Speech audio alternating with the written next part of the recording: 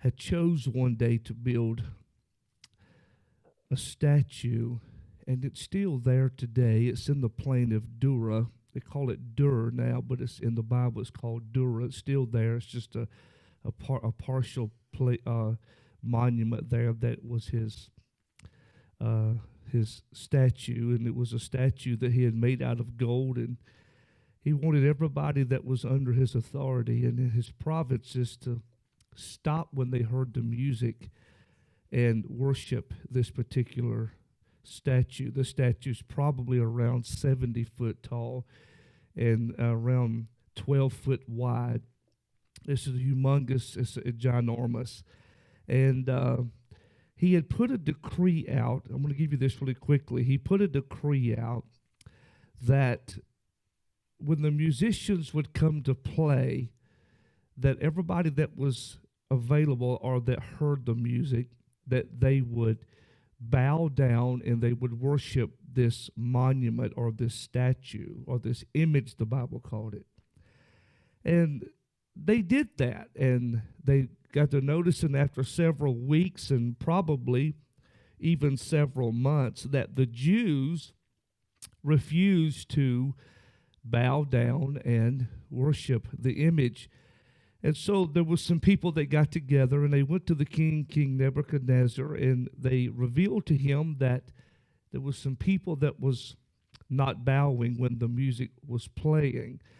That's probably feeling like a fish out of water somewhat if you see 300 or 400 people bow down in the plain of Dura, and they would worship this image, the golden image, and then there would be you standing there not bowing. You'd probably feel like a fish out of water. But if you have a relationship with the Lord, and you know who you are and you know what your purpose is, you really don't feel like a fish out of water.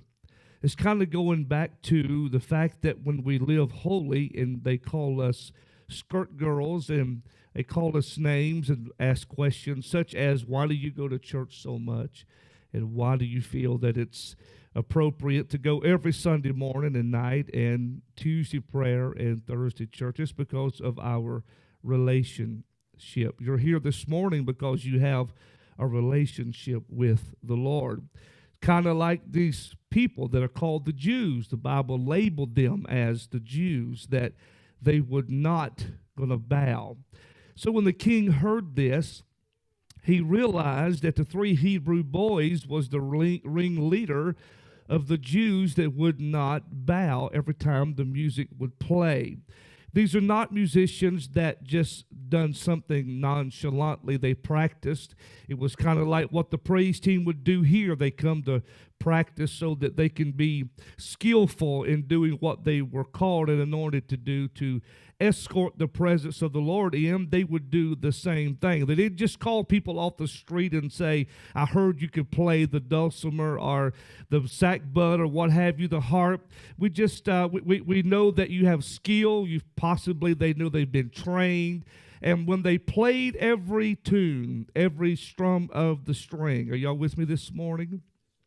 It had a specific note. It was absolutely, I've heard some of the music and the musicians on the street of Athens, and to watch them men play these instruments is absolutely mind-boggling because of the sound that they can get out of these little instruments. And they were so on tune, and they were so unified with their music that hundreds of tourists would sit literally on the curbs and listen to them play. And so as they played, and they realized that they was going to have part of the king's wishes, hold on to me now, that when the music played, that everybody that heard the music was to get down and bow and worship this image. But the three Hebrew boys just simply didn't do it. They wasn't trying to be derogatory or insubordinate. Their religion and their relationship with God was greater than the statue and the music that Nebuchadnezzar could produce. Their fear for God was so astronomical that they didn't care about what the naysayers were saying and what people would even remotely label them as. Are y'all with me today? Quick thought today that I felt that I want to leave with you, and every song has led up to this, and I want to let you go. That when the men got together and visited Nebuchadnezzar, they had to go through all the schematics, all of the men, and they revealed to Nebuchadnezzar that every time the music played, it's so beautiful. They didn't have a problem with the music. They didn't have a problem with the tune. They didn't have a problem with the unity. They didn't have a problem with the skill. They didn't even have a problem with the worship, but they had an extreme problem with the Jews because they just refused to bow and worship that image today. We're living there today, ladies and gentlemen. We're living there today. We're bowing and worshiping things that we shouldn't bow and worship. We're putting things in the place where God needs to dwell. So they revealed to the king that they were not bowing. Man, what brokenhearted could the king be to hear the words of these great, powerful men say that the Jews just refused to bow? Well, these three Jews was called to the carpet. And as they were called to the carpet, the king just simply asked them, "Why are you not bowing?" Well, the conversation is not going to be derogatory because they already know who they are, who they serve, and what they're going to do. And regardless of the consequences, they're just simply going to do what they have been trained to do. That's to be faithful. That is to be skillful in their relationship. Are you with me this morning? Now, we have a change of the story because the three Hebrew boys are standing there not knowing what the consequences is going to be. Could it be a slap on the hand? Could it be a compromise? Could it just simply be a conversation between the three Hebrew boys and Nebuchadnezzar that they could work out a deal that as Americans, we can invite other religions into our country and call it freedom of speech and freedom of religion. You can build a mosque as we have in Florence, and one that's in Sharonville that holds hundreds of people that worship a God that we don't believe in, but we don't say anything to them. Matter of fact, we work with them, we converse with them, we reverence them in some ways because of what they do believe. They do believe in some of the things that we believe in. Doesn't matter if you're a hair Christianer. We don't say anything because it's a freedom of religion. Perhaps maybe Nebuchadnezzar and the three Hebrew boys, the three Jews that they're being labeled as Jews, is possibly going to have a compromise. Maybe there could be a change in the decree that they could just worship whoever, whenever, but like most countries, they don't allow that. For some reason, my heart was stuck this morning, stuck in the island of Fiji in Nandi. It was stuck there. It was stuck in Australia for last night and early this morning. That's the reason I wore this brown suit, because it reminds me of Australia. They love brown. I didn't wear my Australian tie. I didn't have time to tie it today. And I thought about Fiji. My heart and my mind was stuck in Fiji. And I tried to think what was the percentage of Christians on that big island. I went from one side of the island to the other. I went from Nandi all the way to Suvi, because that's where the capital's at. That's where our headquarters are. That is in Fiji. I've been there. I've sat with the superintendent. We ate with him. I had the privilege of places God allows me to sit. And I've been to one side to the other, and I realized that there's not a lot of outside culture that infiltrates that island, because, yes, it's somewhat of a poor island. Now, for the last 4 years, they've become an attraction and a tourist where the ships would come in. We went to the harbor and saw them. They would come in, cruise ships, and you could buy and sell at the place called the Dinner Raw, and that's where we eat a lot of times. It's kind of an upscale part of that area. But they don't say anything about religion. They just love one another. They just care. And I thought about this morning. It's amazing that I can set or stand. And this past time I went, I was invited to the platform. Me and the bishop was standing outside on the front row, and tears was running off of my face onto my tie. I didn't even realize my tie had stains on it until somebody hit me on the side and said, Brother Thamar is asking you and Brother Dobbs to come. Will you please escort him to the pulpit? And that's what we did. And my eyes was full of water because it was because of the purity and the love and the worship and the reverence of who they are. They don't try to compete with one another. They don't care about if you have a tie on or you don't have, or you have one or you don't have one. They don't care how many color your suit is, how many colors you wear. They just want to worship God. And when you look out there and you have 150, 175 people that is there just to prepare things. Y'all better hold on to me now. And prepare things just during praise team practice, that the choir shows up, the monitors come on, and the musicians are there. They prayed all morning long, and they fast every 7 days. Every department fasts 7 days. They never stop that. The anointing and the power and the authority that just moves in that area. And it's because when you look out there about 10 after 10, now you got 200 people there, and now they're all in the overflow and the place is packed, and they're still driving up on the 5 acres that God blessed them with, and they just come in and they shout and they worship and they give. And I thought about this morning, I wonder what percentage are they Christians? Well, probably not a large percentage, because I've been to the first landing where the Africans left and the boat tipped over. I saw the rock, the boulder that tipped them over. I touched it, I took pictures of it, and that's how Fiji started their natural pipes. Are you with me today? Maybe there can be a compromise with this. There's some Fijian brothers now that is leaving Fiji, going to Australia, and some contact me this week, and I want to support a couple of them, and they are evangelizing through the UPCA. And so they are moving. They're having revival. They're praying people through. They don't need buildings. They don't need air conditioners. They don't need suits and ties or hanging lights, microphones, and they're having church. My heart was stuck there and realizing that revival is in those areas. I wonder if Nebuchadnezzar could do the same for them. Could you just allow another religion to come into your area? But because of who he is and his authority and all the provinces that he is over, absolutely not. That's not going to work.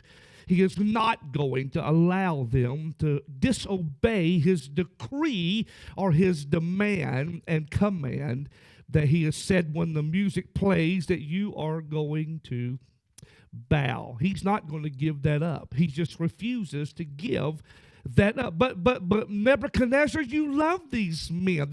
They're under your authority. They work for you, but he's not going to compromise. And so he warns them, if you don't bow, I'm closing today to let you go. If you don't bow, we are going to throw you into the fiery furnace. The fiery furnace, because of what they replied to him. Sir, we are not going to bow. Here's where I want to go. We are not going to bend, and we're not going to break. You can put us in the fiery furnace, and if God saves us, well. But if he doesn't save us, it's still well.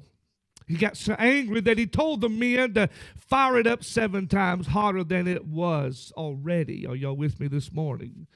And so when the music played, they didn't bow.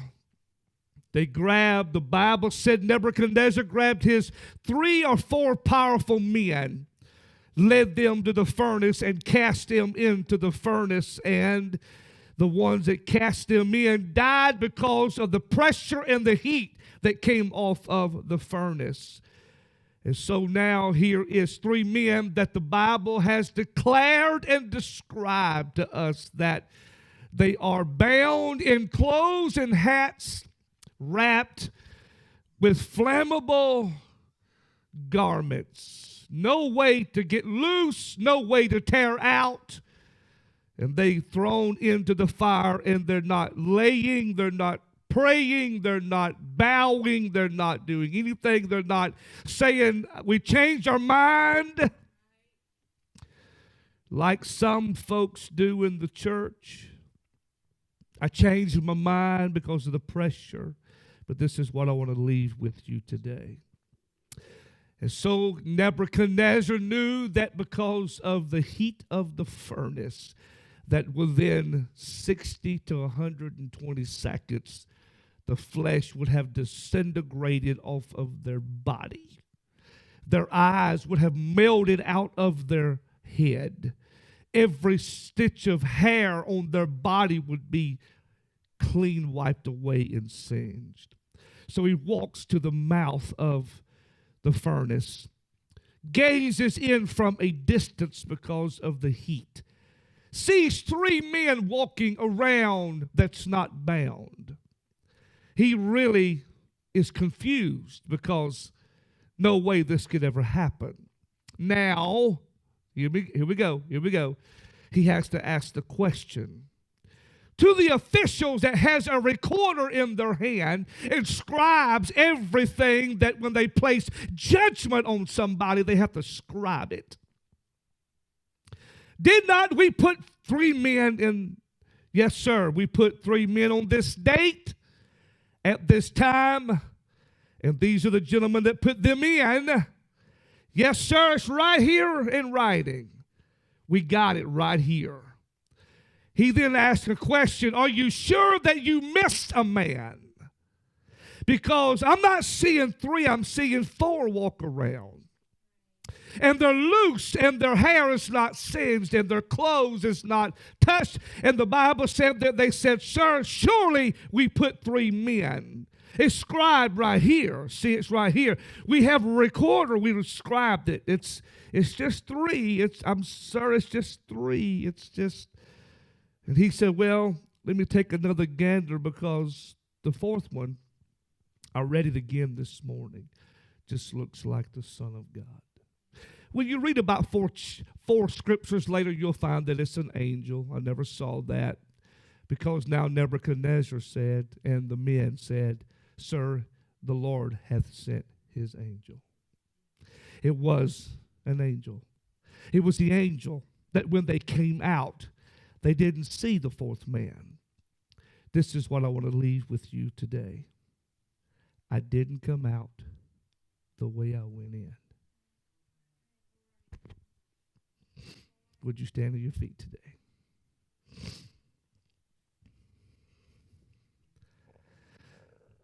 I did not finish the way I started. I want you to say this with me, and I want you to say it with all of your heart. And I want you to mean every vowel and consonant and syllable that comes out of your mouth. I want you to mean it. I want you to repeat after me, if you will. I'm not finishing the way I started. Let's say it again. I'm not finishing the way I started. So the Lord would ask me to ask you, do you really mean what you say? I'm not going to finish the way I started, because the way I started might have just kind of been a bump in the road, a bad decision, wasn't fully wholehearted, made some mistakes and bad decisions. But I am not going to finish the way I started. That being said, the Lord allowed me, are y'all with me this morning? In closing, the Lord allowed me to understand that I am not going to finish the way I started. I am going to be empowered. Some of us is going to face the fiery furnace. Some of us is going to cross the Red Sea. Some will even encounter Jordans. Some will even fear the lion's den. But if you'll say to yourself in 2025, I'm not going to finish the way I started. I may have started bad, but I'm going to finish right. Anybody hear what I'm saying this morning? Isn't he good this morning? That's what I feel to say to this precious congregation. You that are watching live, that you told me that you would watch live because you couldn't make it, please hear me. Say it to yourself. I'm not going to finish the way I started. Because I'm learning, ladies and gentlemen. I'm learning. I'm learning. I'm learning today. If you would oblige me for about 3 minutes, Brother Walton, I'm going to ask you to disconnect me this morning.